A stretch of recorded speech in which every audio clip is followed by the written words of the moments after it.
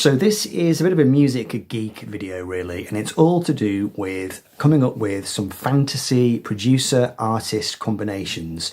So this is where you imagine an album by your favourite artist. Maybe it's an album that didn't work out too well, and you imagine what would have happened if it had been produced by someone other than the person it was produced by.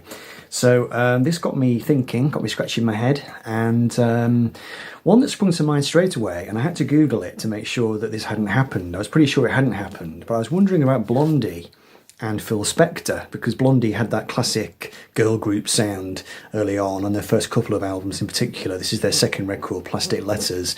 So I Googled it. Did Phil Spector ever work with Blondie? And it turns out, no, he didn't, but he nearly did, or rather he prospectively wanted to do it. It might have been in the run-up to this record. He approached Blondie, and Blondie went to either his house or to a studio to talk to him, and they were really scared by him.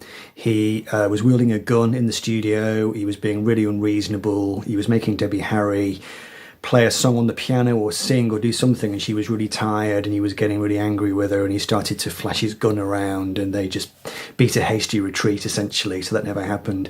I know Spector, he produced a Ramones album, didn't he? It was End of the Century, so he was kind of on the scene, he was doing stuff, but I think, you know, if Spector had not been a crazed individual, I think the combination of Phil Spector and Blondie, I think, could have worked. It could have delivered the goods, but as it is, it never happened. So anyway, that was kind of the first one that sprung to mind, and then I got thinking of some others. So I'm going to show a selection of my favourite artists. Most of them are artists I show all the time. There's not going to be anything different here, but you know me. So I thought, okay, what about XTC? And the record that immediately jumped into my head was this one, The Big Express, which is a record I do really like. I think it was maybe their 6th album, produced by a guy called David Lord, who was a bit of a classical protege, really. Famously, he turned down the Beatles back in the 60s because he didn't like them. And then in the 80s, he was approached by XTC to produce a record, and he was up for it, so he preferred XTC. Interesting. This is a great album in terms of the material, but it's rather harsh sounding. I think it was probably not David Lord's fault. It was Andy Partridge, I think, insisting on using drum machines or drum technology and, you know, some of the 80s digital stuff that was around. So anyway, it got me thinking, what would this record have sounded like if it had instead been produced by George Martin? Because George Martin obviously has a very mellifluous, wonderful way with orchestrations and making everything sound very creamy and fondanty. I mean, it would have been a completely different record, really. Maybe Skylarking would have been a better one. Then again, Todd Rundgren did a great job of that. Maybe Oranges and Lemons, George Martin could have had a hand in that. Intriguing to think of it, really. Obviously, XTC, very influenced by the 60s and the Beatles, but bit of a shame it never happened. George Martin produced a strange slew of artists, really. He did Cheap Trick, he did Jeff Beck, a couple of other people down the line, but it would have been nice to have seen some kind of XTC and George Martin collaboration, but it was not to be. Okay, so this next one, this is Queen and the album Jazz from 1978, and this album does divide opinion a little bit. I don't think it's a great Queen album, really. It was produced by Roy Thomas Baker, who had produced the first few Queen albums, and then Queen had broken with him. He didn't produce Day at the Races, didn't produce News of the World, but they brought him back to do Jazz on the strength, I think, of his work with the Cars. He produced the first Cars album, that had been a big success, so they brought Roy back into the fold. But for whatever reason, it didn't. This album lacked a bit of the classic Queen sound, rather a thin guitar sound. So I got thinking, who would have been a really good producer to have produced Queen in 1979? And the name that sprung to mind immediately was Chris Thomas, who of course produced Nevermind the Bollocks by the Sex Pistols. He did Back to the Egg for Wings in 1979. He produced The Pretenders. And Chris Thomas had a really great crunchy guitar sound. I think it would have made for an interesting transition album, really, between News of the World and The Game, which was the next one in sequence, which was going to be done by Mac at Musicland Studios. I think Chris Thomas and Queen would have been a really interesting combination. I think he'd have given this record a harder edge, a bit more of a substantial guitar sound, I think. But anyway, Roy Thomas Baker got the gig, and as far as I know, Chris Thomas never worked with Queen. Bit of Floyd, Momentary Lapse of Reason from 1987, I think it was, wasn't it? This record ended up being produced by Bob Ezrin, I think, in the end, of course, who'd done The Wall. And he was brought back by David Gilmour, and he did a pretty good job, but the album does have a rather dated sound. Again, it's got that sort of mid-80s, very digital sounding thing going on. And I was wondering, Floyd, what about Floyd and Brian Eno? I mean, Brian Eno had done the Joshua Tree that was 85, 86, wasn't it? And that album has got a bit of a legendary sound, probably not too dated, you know, compared to this. Eno, obviously the father of ambient music, and Floyd had done some of that astral plane stuff early on in their career. They were quite good at floaty textures and ambiences. Would it have ever occurred to Floyd to ask Brian Eno? Would Brian Eno have ever thought to himself, what about working with Pink Floyd? I have absolutely no idea, but it's an intriguing possibility, I think, Eno and Floyd. So that was quite an interesting one, I thought. Okay, so you didn't think you were going to get away without a bit of Squeeze, did you?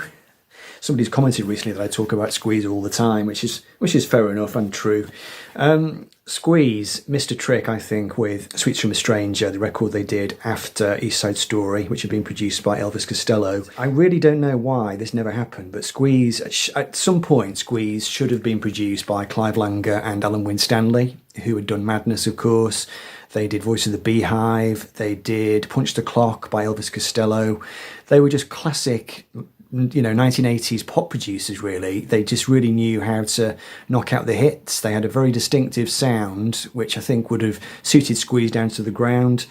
Were they asked? Not as far as I know. This record ended up being co-produced by Squeeze and Phil McDonald, who'd been one of the Beatles engineers back in the day, and again, a bit of a dated sound. Okay, so I'm just cutting in. As usual, I went and forgot a couple of records that I wanted to talk about. It's a different day, essentially. Cutting in, they call it in the industry. So we're going to look at Supergrass, and this record, which is their second album, which is In It for the Money, is a great record, actually. I think all the Supergrass albums are fantastic, apart from, in my opinion, the final one, Diamond Hoo Ha. Now, I do need to revisit it because it's a long time since I listened to it, but I was not that impressed with that record. I thought it had a bit of a hard sound. It didn't quite have the usual Supergrass groove. Now, the record that they'd done prior to that was Life on Other Planets, and that one, which I don't have on vinyl, had a really great 1970s vibe to it. Really sounded like T-Rex in places, shades of early Bowie as well. So the name that struck me as being somebody that would have been interesting for Supergrass to work with after that record, maybe for the Diamond Hoo Ha album, was Tony Visconti, who of course had worked with T-Rex and David Bowie early in their careers. String arranger, producer extraordinaire, really talented guy. He had a great way of making these really vibey, party-like records. I think it would have been a great fit between Visconti and Supergrass. Got no idea whether they ever talked to him or approached him or thought about him as a prospective producer, but I think it's a shame that they never actually teamed up with him. So yeah, Visconti and Supergrass is the next contender. I've got nothing against this particular record. It's just the latest, or the last one that I've got that he released. This is Tom Petty and the Heartbreakers, actually, and Hypnotic Eye. Now, Tom Petty had obviously a very long career, worked with lots of different producers, famously worked with Jeff Lynne, of course, for at least 3 albums. Oh, he worked with Jimmy Iovine, didn't he? And then later on, I forget the guy who produced Wildflowers. I forget his name. I'll put it on the screen. So I was thinking about Tom Petty and the sound that Tom Petty had in the latter part of his career, and the producer that sprung to mind for him actually was Nigel Godrich, who obviously produced Radiohead. He produced Beck in the 1990s. He did Mutations, didn't he? He did Paul McCartney, Chaos and Creation in the Backyard.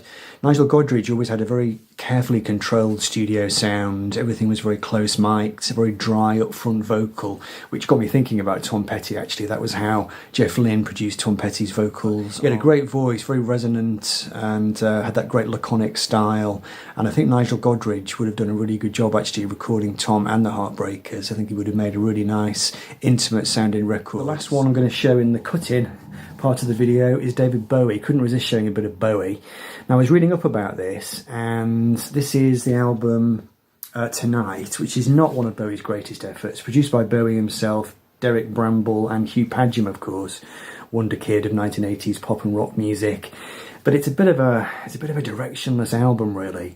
Now, I was reading a bit of Bowie history, and it turns out that the year before this record came out, I think it was the year before, 83, he went into the studio, or he visited a studio where a particular album was being made, and that was ABC's Lexicon of Love, produced by Trevor Horn. And Bowie walked into that session one day, not sure how it happened, but he ended up chatting to the band, and he went on record as saying he thought the Trevor Horn production was really great. I think he described it as having a kind of magic fairy dust sort of quality, and that got me thinking, well, what about Trevor Horn? Trevor Horn and David Bowie, there's a team up that could have been.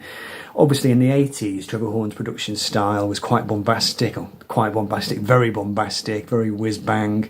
Later on, he toned down his production style, so if you think of the work he did with Bell and Sebastian much later on, he could exercise restraint, but back in the 80s, when he was still doing bands like Frankie Goes to Hollywood and ABC, I think it would have been interesting for that to have been applied to Bowie. Would it have worked or not? Would the Tonight album have been better if it had been given a big widescreen panoramic Trevor Horn production? It's fun to imagine it. I'm not saying for definite that it would have worked, but I think an intriguing what-if team-up between Bowie and the great Trevor Horn. Right, so that's the end of the cut-in. Let's get back to the rest of the video. So, Double Fantasy, John's last album, which was famously produced by Jack Douglas. Jack Douglas did a good job, but the album did have, I don't think through any fault of his, a very professional, slick, session man kind of sound. I think it was something that Yoko Ono wanted to do. They did get the band Cheap Trick in to do at least one song. They did a version of I'm Losing You, didn't they, which was much more kind of raw and kind of raucous, but Yoko really didn't want that. She wanted a slick, professional sound. So I got thinking, okay, let's do a big what if. In 1980, who would have been an interesting person to produce John Lennon? And the name I came up with was Elvis Costello, who didn't have a huge, or hasn't got a huge, portfolio of productions. He did East Side Story by Squeeze. He also did the Specials' first album, didn't he? And I think he produced the Pogues as well. He was a very musicianly producer. He was not necessarily somebody who was a knob twiddler, but he knew how to get a good performance out of the band. He was good at getting artists to think outside the box and to take risks and to do things that were maybe not expected.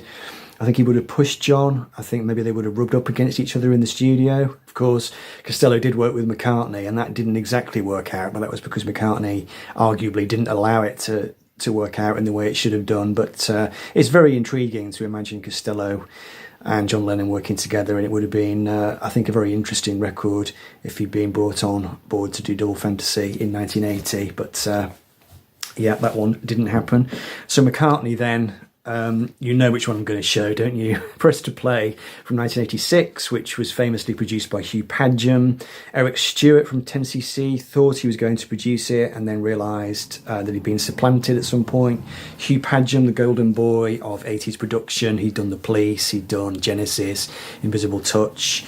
He and Paul didn't see eye to eye with this record at all, and the production dragged on for, God knows how long. So who would have been an interesting person to produce this record? I've completely forgotten what I came up with for this. Okay, this one is a little bit random, but I got thinking, what about David Byrne? David Byrne producing Press to Play. So this was 1986. I think Talking Heads were still together at this point, weren't they? I think David Byrne would have been really interesting, a really interesting person to work with McCartney, because I think he had a bit of an outsider perspective, probably didn't really come from that Beatles tradition, and he might have brought some of that kind of world beat stuff to McCartney's sound. I don't know, this is a bit of an outsider's choice for this one, but I did get thinking, yeah, what if David Byrne produced Press to Play? Would that have worked out? What on earth would it have sounded like? I've absolutely no idea, but it's intriguing to imagine. There we go, those are my selections. I'll be glad to hear any ideas that you may have, so let me know. Thanks for watching, I'll be back soon. Take care, bye for now.